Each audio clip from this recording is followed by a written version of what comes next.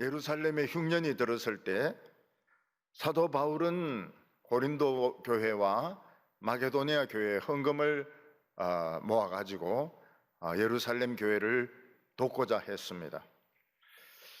그런데 그 바울은 예루살렘에서 많은 어려움을 당할 거라는 그런 예언의 말씀이 있었습니다.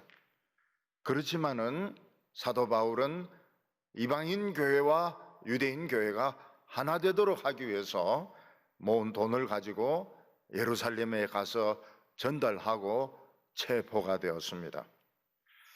그 바람에 고린도 교회는 굉장히 유명해지게 되었습니다. 만약 고린도 교회가 헌금에 인색했더라면 고린도 전서, 고린도 후서는 남지 않았을 것입니다. 그러나 그들이 헌금을 했기 때문에 영적인 리더십은 이방인 교회로 넘어오게 되고 고린도 교회는 아주 두껍고 중요한 편지가 2권이나 남아있는 아주 유명한 교회로 발전하게 되었습니다. 고린도 교회가 준 것은 돈이지만 돌아온 것은 엄청난 영적인 그런 하나님의 축복이 돌아오게 되었던 것입니다. 우리가 오늘 성경을 보면 하나님께서 말라기 선지를 통해서 굉장히 그 과격한 말씀을 하시는 것을 볼 수 있습니다. 하나님께서는 11조를 안 내는 유대인에게 나의 것을 도둑질하고 있다 이렇게 말씀하고 있습니다. 11조를 안 내는 유대인들에게 도둑놈이다 이런 뜻인 겁니다. 11조라고 하는 것은 하나님이 100% 이기게 하셨다, 하나님이 100% 나를 살려주셨다 하는 것을 고백하는 것이지 세금이 아닙니다. 세금이 아닙니다. 신앙 고백입니다. 우리가 하나님께 헌금을 하면 아까운 마음이 있을까요? 없을까요? 아마 아까운 마음이 없는 분도 많이 계실 거예요. 그런데 아까운 분도 계실 겁니다. 우리가 다른 사람에게 돈을 받으면 기분이 좋지만 다른 사람에게 생돈을 주려고 하면 속이 아플 겁니다. 그 생돈 중에는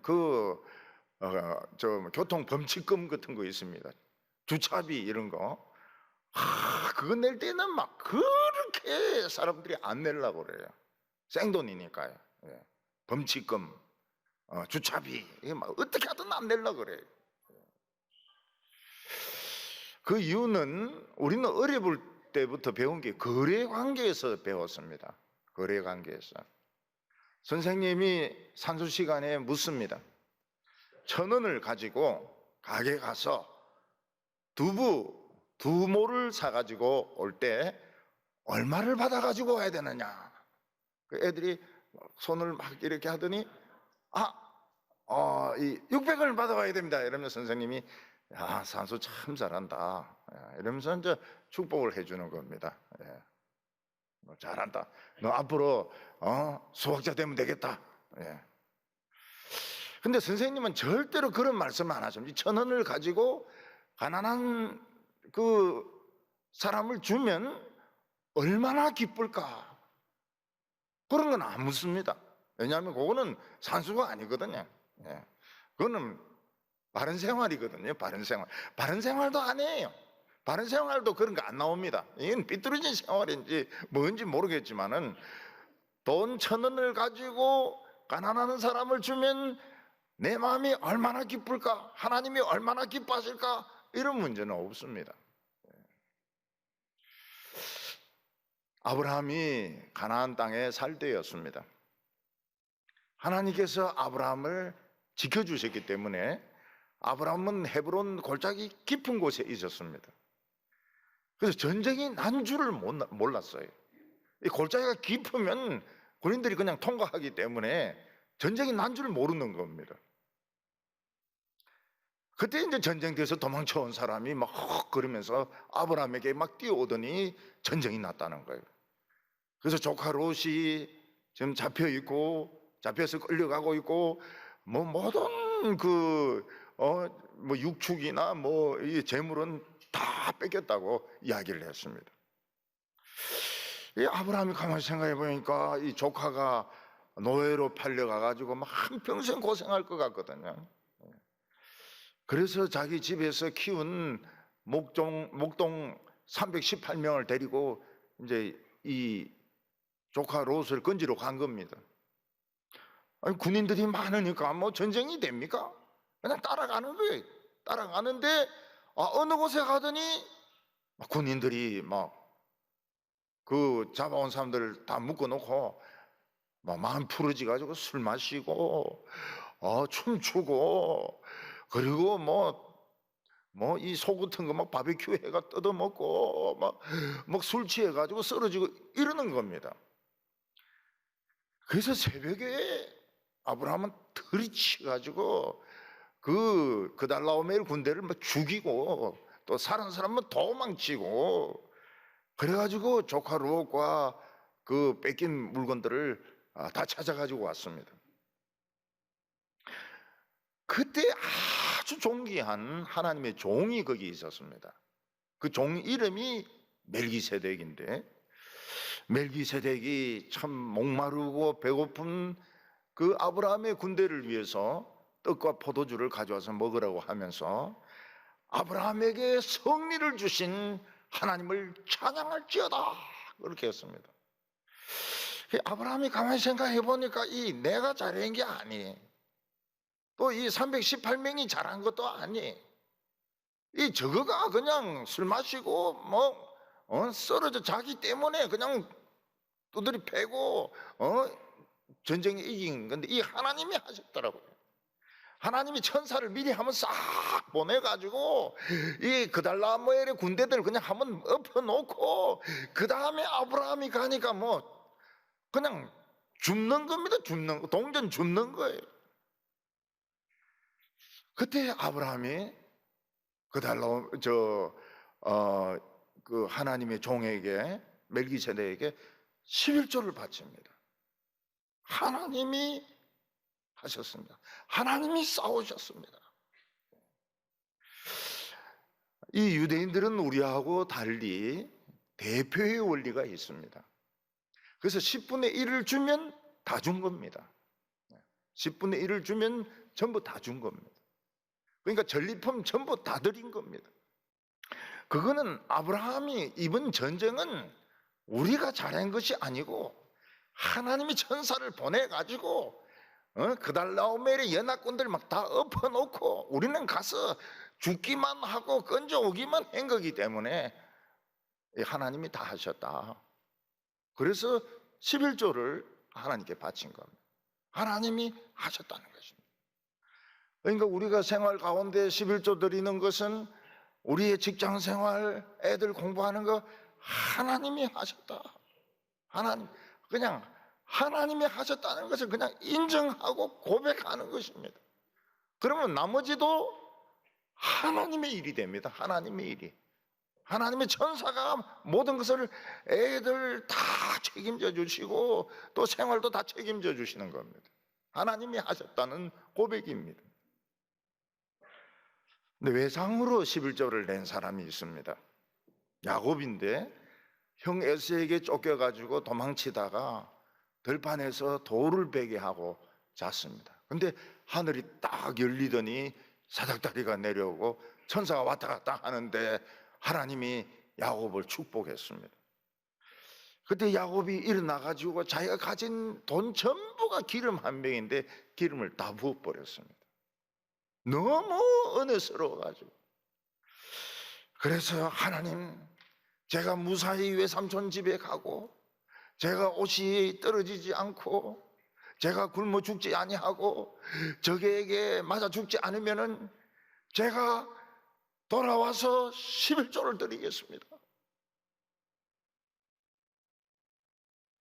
그리고 돌아오지도 않고 11조도 안 내요. 야곱은 베델로 안 들어옵니다. 세겜이라는 곳에 가서 있어요. 돌아올 생각이 없어요. 갈 때 하고 올 때 하고 마음이 달라진 겁니다.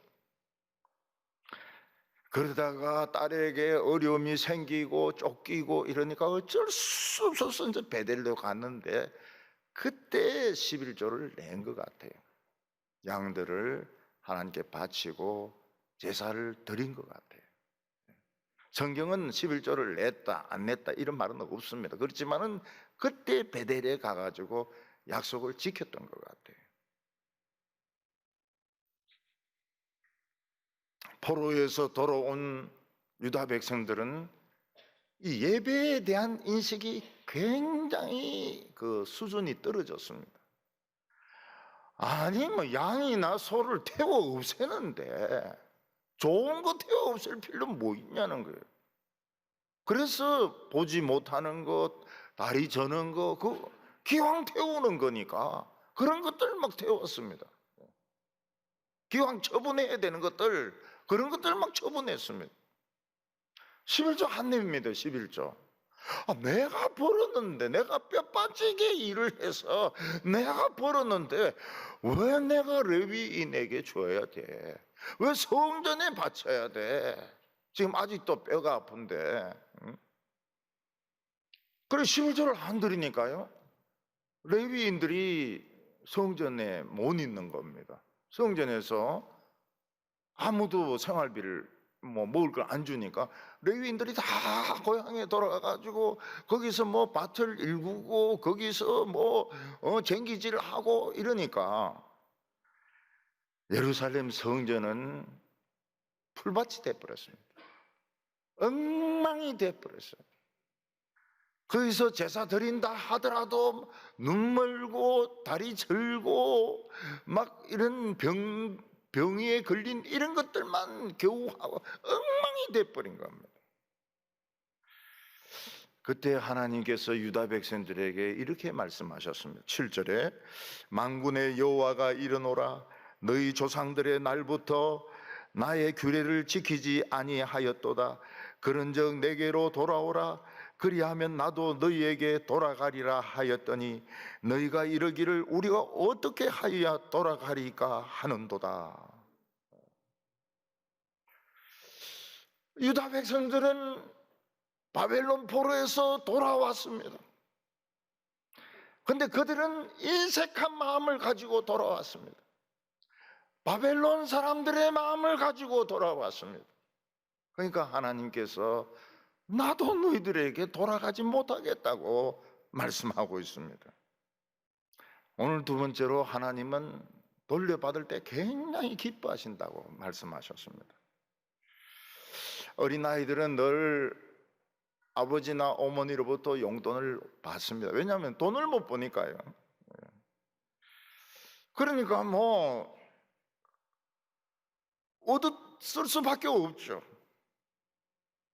저희들은, 우리 집은 어릴 때부터 용돈이란 개념이 없었습니다. 왜냐하면은 자식은 7명이죠. 돈은 없죠. 용돈이라고 하는 것은 우리는 그 개념이란 것을 받아본 적도 없고 들어본 적도 없고 그렇습니다.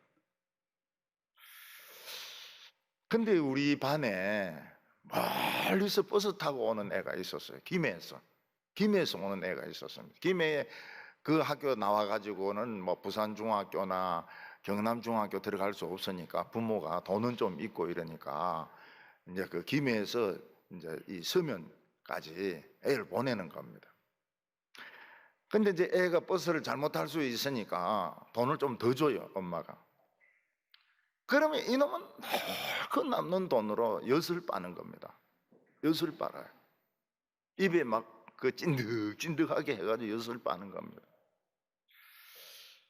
그래도 우리가 한 방이면, 한번 뜯어먹기는 안 하더라도 한번 빨게는 해줘야 되는데, 이놈이 산적 후손인지 빨기에조차도 안 주는 거예요. 눈이 그걸 엿을 지키고 있었기 때문에. 마음 아팠습니다. 어떻게 이래 친구들이 이럴 수가 있나? 좀 모른 체하고 딴 데 보면 한 말 들 수도 있는데. 근데 이제 우리는 이제 어머니날, 뭐 어버이날 이런 날 위해서 이제 뭐 빵도 조금 준비하고 아버지 구두도 닦아드리고 뭐 어머니 아버지가 굉장히 기뻐하세요. 굉장히 기뻐하세요. 왜 그런가 하면 이 자식들이 이 부모의 고마운 것을 아는구나 이래가 굉장히 기뻐하는 거예요. 예. 남에게 기부하는 분들은 자꾸 기부해요. 왜냐하면 기부가 굉장히 기쁘거든요. 남에게 준다는 게 굉장히 기쁘거든요. 하나님이 이 세상에서 우리에게 많은 것을 준 것은 남에게 좀 주라고 주신 거거든요. 남에게 좀 줄 알아라. 우리가 하나님의 사랑을 좀 남에게 조금이라도 돌려줄 때 하나님은 야, 이 신앙이 제대로 들어가는구나. 하나님 굉장히 기뻐하시는 겁니다. 굉장히 기뻐하셔요. 근데 남이 뭐 죽든지 말든지 지껏 챙기는 그런 사람은 이 스크루지입니다. 스크루지. 아주 욕심스러운 사람이래요. 늙어도 보면 인상도 안 좋아요. 그런 사람들은 인상도 안 좋아요. 8절에 사람이 어찌 하나님의 것을 도둑질하겠느냐, 그러나 너희는 나의 것을 도둑질하고도 말하기를 우리가 어떻게 주의 것을 도둑질하였나이까 하는도다. 이는 곧 11조와 봉헌물이라. 하나님은 우리에게 99개를 주셨습니다. 그런데 한 가지가 부족하면 기분이 나쁜 거예요. 99개 주신 것은 감사하지 않고 하나 안 준 거가 이게 엉어리가 되는 거예요. 좋은 학교도 나왔습니다. 직장도 좋습니다. 결혼이 안 돼요. 그러면 뭐 행복하지가 않은 거예요.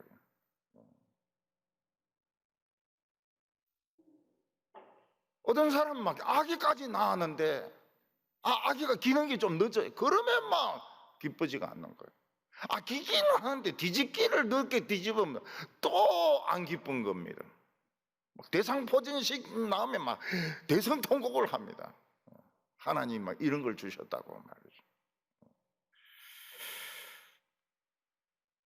우리가 이 건강한 것만 해도 얼마나 좋습니까, 이거. 이 코로나19 두 번째 걸리면 막 죽는다 그러더라고요. 첫 번째는 모르고 넘어가도 두 번째 걸리면 뭐 아빠가 죽는다 그래요. 근데 우리는 뭐 하나도 안 걸리고 지금 잘 있잖아요. 근데 뭐 정부에서 뭐 예배 뭐 대면 뭐 비대면 뭐 거리 유지 뭐 이런 막 입에서 막 개거품 흘리면서 99개를 줘도 감사가 안 나오는 거예요. 그러면 어떻게 해야 됩니까? 우리는 지금 살아있는 거 대단한 축복입니다. 살아있는 거 겁날 거 없습니다. 살아있는 거 이거 대단한 축복이에요.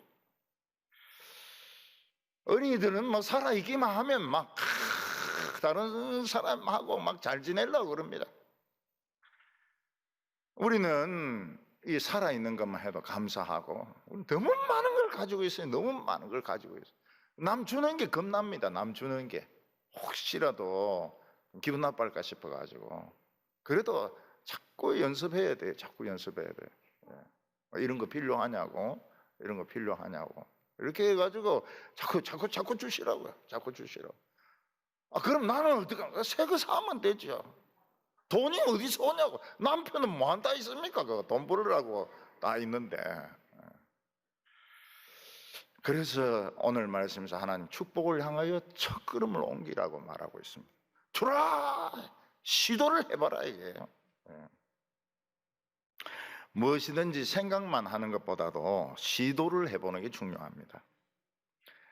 유다 백성들은 하나님께 바치는 것이 아까워서 바칠까 말까 바칠까 말까 이러면서 생각만 자꾸 하는 겁니다. 그동안에 그 성전은 자꾸 그 풀밭으로 폐허로 변하는 겁니다. 예배가 중단되어 있습니다.